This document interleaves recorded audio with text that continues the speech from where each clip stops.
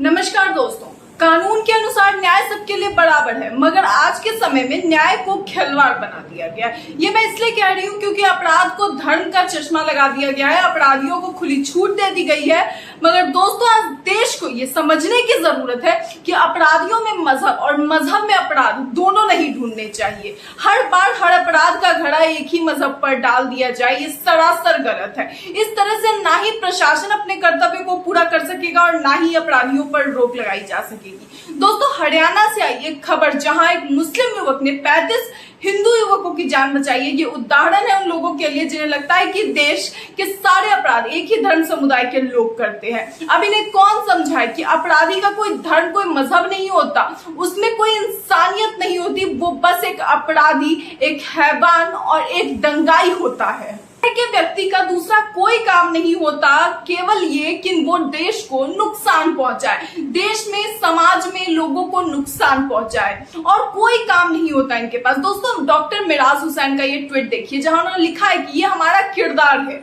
देख लो @अमन चोपड़ा, दिन रात जहर घोलना बंद कर, कुछ खबरें भाईचारा बचाने के लिए भी कर। ये इसलिए इन्हें टैग किया गया है क्योंकि अमन चोपड़ा जो शोज चलाते हैं उसके बारे में कौन नहीं जानता कि किस तरह के शोज होते हैं उनके। न्यूज 24 का ये ट्वीट देखिए दोस्तों, लिखा गया है कि जहां हरियाणा में हुई हिंसा में एक मुस्लिम इंजीनियर ने 35 हिंदुओं को बचा लिया। आबिद हुसैन को पता चला कि कुछ असामाजिक तत्वों ने यात्रा में शामिल लोगों को बंधक बना लिया था और इसी के कारण उन्होंने ये तस्वीर इसके साथ पोस्ट भी की है इस खबर से जुड़ी। दोस्तों, दरअसल पुन्हाना के गांव मुबारकपुर निवासी इंजीनियर आबिद हुसैन की वर्तमान समय में तैनाती तावडू में है। 31 जुलाई को उनकी ड्यूटी ब्रिज मंडल यात्रा के लिए मजिस्ट्रेट के तौर पर लगाई गई थी। जिस दौरान ये सब कुछ हुआ, वह इंस्पेक्टर ओमवीर के साथ नू बस अड्डे पर खड़े हुए थे। इसी दौरान जब वो बस अड्डे पे खड़े थे तो उन्हें ये सूचना दी गई कि कुछ असामाजिक तत्वों ने यात्रा में शामिल लोगों को बंधक बना लिया है और उन्हें एक धार्मिक स्थल में बंद कर दिया है। दोस्तों, वो चाहते तो वहां ना जाना भी कह सकते थे या फिर किसी और को भी भेज सकते थे, मगर सूचना मिलते ही वह इंस्पेक्टर ओमवीर और अन्य पुलिस कर्मियों के साथ मौके पर पहुंच गए। पहुंचते ही उपद्रवी पथराव और फायरिंग करने लगे उन्हें देखते ही, साथ ही बंधक बनाए गए लोगों के साथ मारपीट भी करने लगे। वह बंधक बनाए गए लोगों को बचाने के लिए बीच में ही कूद पड़े। साथ ही उन्होंने मौजूदा पुलिस अधिकारियों को उपद्रवियों पर कार्रवाई करने का भी निर्देश दिया। पुलिस की सख्ती के बाद सभी उपद्रवी मौके से भाग गए।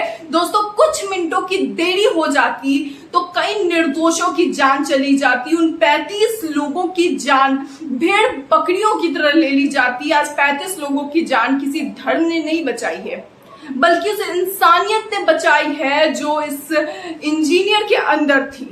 का कहना है कि वह इंसानियत पर भरोसा करते हैं। अगर वो व्यक्ति इंसानियत पर भरोसा नहीं करता तो क्या उन 35 लोगों की जान बच जाती, भले वो किसी भी धर्म के क्यों ना होते।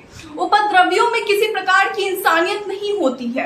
ऐसे उपद्रवियों पर कड़ी कार्रवाई की जानी चाहिए, ये उनका कहना है। उन्होंने ये भी कहा है कि नूर सहित पूरे देश में शांति और सौहार्द कायम रहना चाहिए और इसी कारण अब जाट समुदाय भी इसमें इन दंगाइयों के साथ नहीं बल्कि शांति के पक्ष में खड़ा है। इस बार उन्होंने इन दलों को बीएचपी का किसी का सपोर्ट नहीं किया। युद्धवीर सिंह ने साफ कह दिया कि वे किसी भी तरह से इसका हिस्सा नहीं बनना चाहते, मगर न जाने कब लोग अपराध को धार्मिक चश्मा हटाकर देखना शुरू करेंगे, क्योंकि यही सबसे बड़ा कारण है आज दो धर्मों के बीच में हंगामा होने का, हिंसा होने का, किसी भी दो धर्म के बीच में, और वो कोई भी धर्म क्यों ना हो, हिंदू, मुस्लिम, बौद्ध, ईसाई, कुछ भी हो।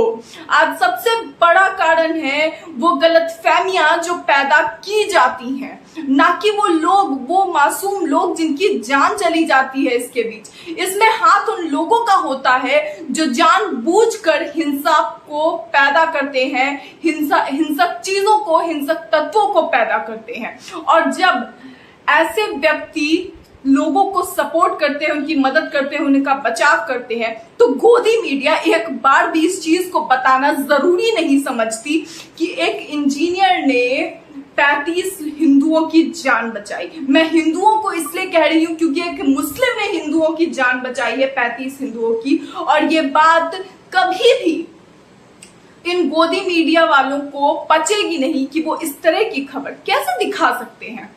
उनके तो फैन फॉलोइंग ही अलग होते हैं, उन्हें तो चलना है उस हिसाब से जो रास्ता उन्हें सरकार में बैठे लोग दिखा रहे हैं, जिस चीज के उन्हें पैसे मिल रहे हैं, जिस चीज की वो ड्यूटी करते हैं, जिनकी वो ड्यूटी करते हैं, उन्हें उनके हिसाब से चीजें दिखानी है। आखिर वो कैसे दिखा सकते हैं कि एक दूसरे धर्म का व्यक्ति, एक उस समुदाय का व्यक्ति जिस पर हर रोज सुबह शाम वो अपनी डिबेट्स कराते हैं, जिनके नाम पे उनका चैनल चलता है हिंदू मुस्लिम कराने से, वो उसकी अच्छाई कैसे दिखा सकते हैं और कैसे बता सकते हैं कि कोई भी मजहब किसी को भी गलत करना नहीं सिखाता। किसी भी मजहब के ग्रंथ किसी को उल्टी सीधी चीजें नहीं सिखाते, ना ही कोई गलत बात सिखाते हैं, ना ही कोई गलत काम सिखाते हैं, बल्कि वो इंसान होता है जो अपनी इंसानियत खो देता है और इस तरह की हैवानियत करने पे उतर आता है। ये बात जिस दिन देश के लोग समझ जाएंगे उस दिन दोस्तों मानिए आप कि बीजेपी का खाना पानी रोटी सब कुछ बंद हो जाएगा, क्योंकि इसी पर उनकी सरकार चलती है। इसी हिंदू मुस्लिम के हंगामे पे उन्हें वोट मिलते हैं और उनका वोट बैंक कलेक्ट होता है। खैर, फिलहाल इस खबर में इतना ही। आप इसे लेकर क्या सोचते हैं अपनी राय कमेंट बॉक्स में जरूर बताएं। इस वीडियो में इतना ही, तब तक के लिए नमस्कार।